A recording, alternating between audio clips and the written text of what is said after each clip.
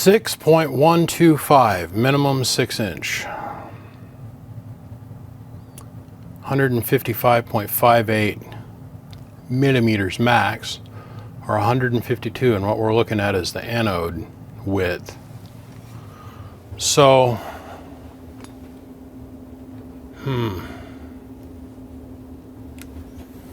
what do you reckon we got?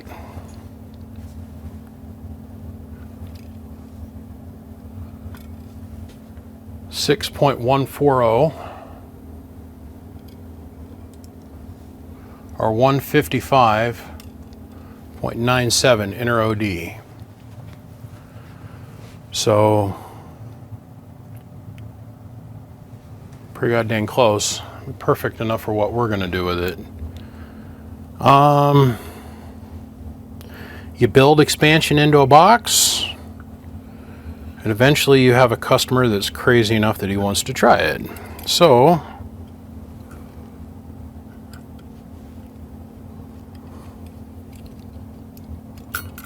maximum height, relatively speaking, without getting a laser involved. Shit, timed out. A customer of mine that just recently purchased a 3000 from me has decided he wants to step it up 153.73 millimeters, roughly. So now we're going to look at collet height to base of stem, but really what we're looking for is the junction of J to M. So let's take a look at L plus K. L is 3.32 and K is 4.28. So 4, 5, 6, 7, 7.5? 6 on the button. Actually worked perfect. I give 1 inch on top of the anode. Okay, so what we're looking at is a pure hunk of Teflon. We got spoiled for a hot minute, you guys. And I'm not saying these are gone forever, but I'm saying that we're going to be waiting for a long time to get one of these. My customer come to me. He's one of my Patreons now, but he spent a lot of money with me here recently, and he bought himself the Hellraiser 3000. He bought that from my buddy Jason Jones, and he was kind enough to pay me to bring it to him, which I love doing that kind of thing because that means I can feel comfort at night knowing when I go to bed that that amp, I dropped it off, it made it there in one piece, and I don't have to worry about anybody calling me saying, well, you know, I got it on this end and I plugged it in and it caught on fire because all the screws jiggled out of the bottom of it in transport and I didn't bother to look at anything. Screws did jiggle out of the bottom of it. We took our time, we looked at it. We put it all back together and the thing's running great for him. He's out there smashing guys with it, having fun. But he decided he wants to upgrade to a 6, which the power supply is more than capable of running a single 6. It can run multiple 6s if it wanted to, or a 10 full out with no problem on the top tap, no problem at all. We're going to use the middle tap. But this Teflon, this was, we had a rare moment in time that I capitalized on a little bit. And above IC Manufacturing used to be a plastics manufacturing shop. And it was a machine shop for plastics, like Teflons and whatnot, and what's mahooge and dooge madooged. And I had them cut us chimneys for 3000s, and 6000s, 5000s, 10,000s, 15s, 10 and the 15s, basically the same thing, and 20s, like this one here. This one's for a 20. And then I got lucky enough that at the time these were in production, I got the dimensions and the shapes and what I needed, and I had them cut me a Teflon chimney for the 40. Which in a box around here, I still got half of the chimney because I only ended up using like this much of it, but I didn't know what my depth was going to be, so I had them cut me an extra long piece of virgin Teflon, right? These are all gone. The 20s are now all gone. There was some 20 chimneys that were ordered and sold underneath other people's names, and then Like at the end of the story, ICA never got paid. Just never got paid. So he was out like $500 or $600 in material. And there is zero incentive because we're talking now 7 years has gone by. He invested $5,000, $6,000 worth of his money, got screwed out of 1,000 of it, and it took 5, 6 years, 7 years to recoup his money back out of it, right? There's no motivation on his part to make any more. So the 3,000 chimneys are gone. There's no more of those to be had. There might be one more of these left. I don't know. I'm not there anymore. I don't know. But I noticed that there was one left on the shelf when I was there. And so my buddy Mike called me and said he wanted to go to a 6,000. I'm like, dude, we better jump on some of these parts right away. So the fact that we've watched, because of the tariffs and all the other things go on, just the cost of stuff go up dramatically in just the last few months. I said, let's go ahead and let's do today's prices. We'll put things on the shelf because he's not wanting me to come actually do the upgrade until like this spring, right? I was very grateful to be able to get my hands on this because I can still stay with the top forced air cooled system that I got going on in the 3000 now. All I got to do is change the tube out. We got to move where the socket's at in the RF deck over like an inch. And we don't have to completely rebuild the RF deck. Change out the tube, change out the chimney, open up the top on the top of the RF deck a little bit more to let the air come out a little bit better. We'll have to put a little bit heavier duty fan on top of the amp to pull more negative pressure on the inside of the cabinet to help rip the heat out of it, but we've got it. It's here. So I'm going to wrap it back up in bubble wrap or throw it on the shelf. And we'll wait until spring, and of course, you guys know, we'll do a YouTube video on that. Virgin Teflon, thick, not, I went and got grandma's cutting board and it's held together with staples and zip ties and like, I don't know, hose clamp. I've seen them with hose clamps, I'm not even kidding you. Way better. We can drill right into the Teflon, it sucks it up in the lid of the cabinet. Yeah.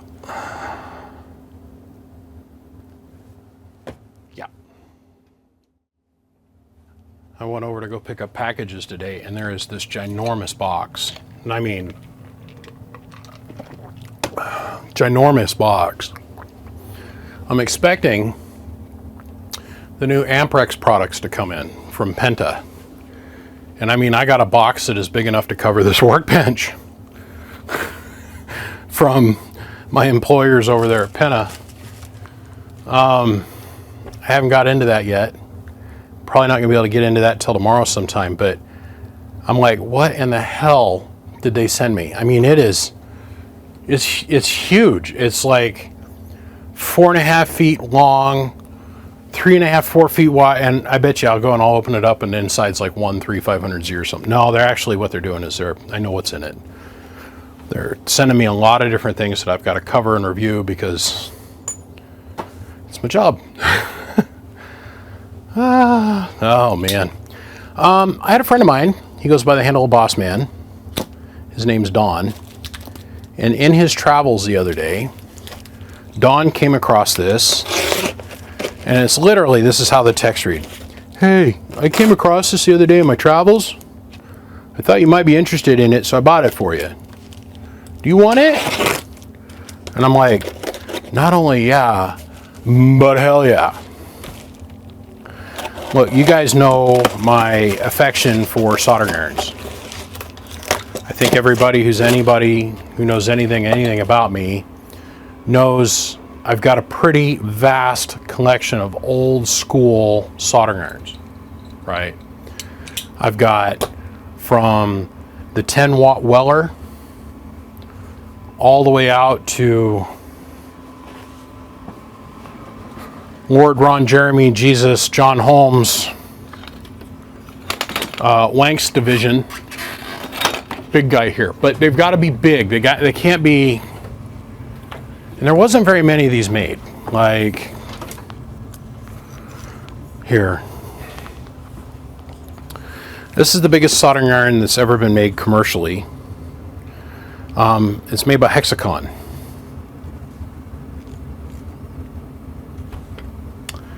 And to help put that in perspective, this is my little underwater I use on the daily, right? A little bit of a difference. I have one of every American Beauty and Hexacon soldering irons from here up to here. And I've even got a couple that are shaped like guns. I'm not kidding you. Like, I've got one that's literally shaped like a .38 revolver, and I've got them in every tip style they make, by the way. So like, I've got this one in the blunt nose. I got this one from my buddy Mario Preacher Man. This one. But the tips are replaceable on these. You would have to have some company manufacturers. I don't know. Hexagon might still make these because I know Hexagon's still in business. But that's the smallest big tip that they make.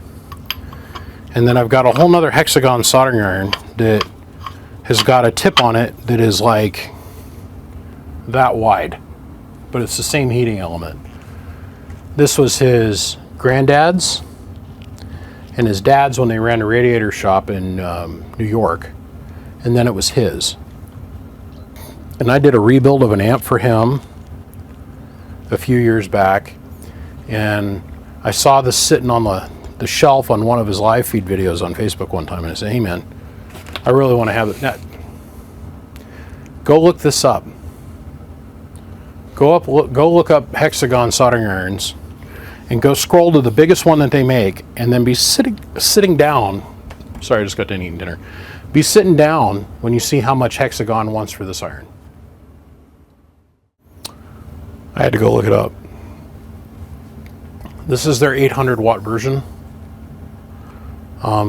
There's $600-700 sitting here in this iron. There's got to be a couple rules. There's rules to this collection. They've either got to be given to me by a customer, or I've got to do something in trade. I cannot spend any money on this collection. And so far my shelf is, I mean, like, I got one part of my shelving unit that's like kind of almost leaning to one side. So keep in mind, I've got one of every model that Hexagon makes, from this down to here. And then American Beauty, I've got one from like their 700 watt version, I think, or 600 or 700 watt version, all the way down to their 50 watt iron. No joke. Most of them have got the cloth, semi-asbestos embedded wire on them. I love them. I love old stuff like this. Just soldering irons. But like I said, I can't buy them. I'm not going to spend a single penny on it. But I've had customers give them to me. I've done work and trade for them. And the only person that would ever think they're valuable is me. Right? Just saying. Well, Dave, pardon me, Don, boss man here, he found one that is new to me. It's also made by Hexagon. And I am beyond stoked about this because it's literally in brand new mint condition. And when he said he was sending this out to me, I thought, no way. They did what? Look at that. I don't think that's ever been used. This is a Hexagon. This is an 8 through 12 volt Hexagon. Release button when solder melts. This is a 12 volt portable soldering iron. I got to look this one up. Them's the connections. We're going to run it. I just got to look it on the internet. There's not a lot out there for this soldering iron. This is the Hexagon TL, which isn't even a current production number for anything that they make. TL 609/U. Catalog number 612-B. And this is 6 through 12 volt iron. And this is old school Bakelite body. I mean, this is a big departure from their normal procedure of stuff. I was looking, man, Hexagon makes a bunch of really cool stuff. I mean, I'm not even kidding here. Hold on. This is the one that she tells you not to worry about at night. This is the one that she knew in college. And she broke up with this one back in the day, but quietly thinks about him when she sees you sometimes. You know, I'm just saying, I've got quite a few Hexagon products here. And like I said, all of these I've never paid anything for them. I've done trade to get them. And I've got probably 6 times this amount on American Beauty. Right, I've got another one of these bigger. I don't know where it got off to. I got it sitting around here someplace. But the moral of the story, I mean, some of these I've had to completely rewire.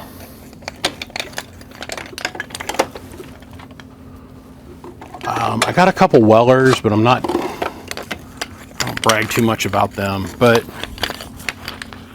yeah, see, that's hot iron. That's a Craftsman. I didn't know I had a Craftsman.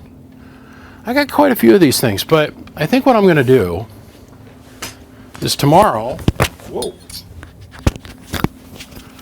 Tomorrow I'm going to call Hexagon. They've got an actual phone number. And I think what I'm going to do is I'm going to talk with them guys over there. I'm getting really tired of buying Weller.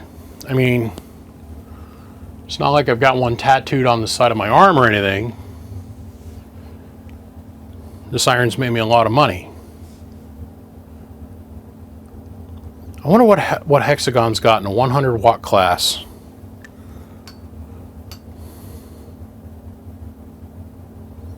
I'm going to call them tomorrow. We'll continue this tomorrow. We'll be back. I just had a lovely conversation with the people over at Hexagon. And I can tell you they think I'm a little crazy because all the soldering irons I got. But still, it was neat to get to talk with them. So what we've got here is we've got our little FLIR camera. And I don't think anybody's ever pressed this button before. And I mean that honestly, because I think that the clips for the soldering iron have never been hooked up to a battery terminal. And from all the pictures I was able to find, because there are pictures of this stuff on the internet, by the way, and there's stuff out there. Take a little bit longer to look for it, but I did find it. Nobody uses the metal tie that's on this wire anymore. I mean, I haven't seen this for a long time. Hexagon's been in business since, I think, like 1932. They've been around for a minute and a half and a second and a third, right? So they're coming up on 100 plus years in business. That little clip predates plastics, like zip ties. So we're going to hit the button here in a second. We're going to look at the bench amp volt gauge. Because this doesn't involve RF, that thing might actually work. I hate this thing. I don't know what changed. There's some wiring down below that I've got to go look at and see why this thing's jumping around. But for today's purposes, it should work good. That, and I look at this tip, and I don't think this thing has ever been hot. But, oh, it works. Look at that. 0 amps. Oh, wow, look at that. Tip's already up to 80 some degrees. Let's hit the button. Pull 16 amps of current. And we're at 130, 150, 175, 180, 190, 220, 230, 240, 250, 270. Never been used. 300, 325. We should be hot enough now to melt lead easily.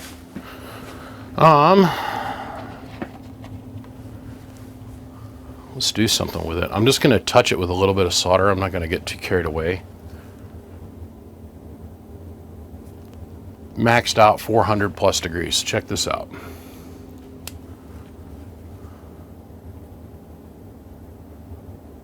So top right's maximum temperature, top left is where crosshairs are at. Now you got to remember, we're not going to get that accurate of a reading because this is somewhat shiny of a surface. And the light that's emitted by the infrared camera for us to figure out heat bounces off shiny surfaces. So we should be able to touch this now. Oh yeah, instantly. Well, she ain't a virgin no more. Dude, Don, that is... Thank you. I mean, thank you, seriously. Mr. Boss Man, I appreciate you thinking of me and finding this beautiful gem and letting me be able to have access to it and sending it over here. I mean, I honestly don't think this thing's ever been used. I don't. I'm going to cool down. And then I'm going to put all this stuff away. Just thinking about it today. If I had enough room for it, I'd hang all these on the wall someplace. I'd create a little, board with some pegs on it that all this stuff could hang off of. I've probably got 25 more that are between there and, well, that. I mean, it's the average guy and it's John Holmes. So, I don't know. Boss Man, thank you. To everybody that's going to tune in and watch this video, thank you. My Patreon supporters, thank you. And a shout out to the guys over at Hexacon for taking my call today and giving me a little bit of history on this and why you guys discontinued it. And it's cool. This is cool. Seriously, thanks, guys. On that note, I'm going to run.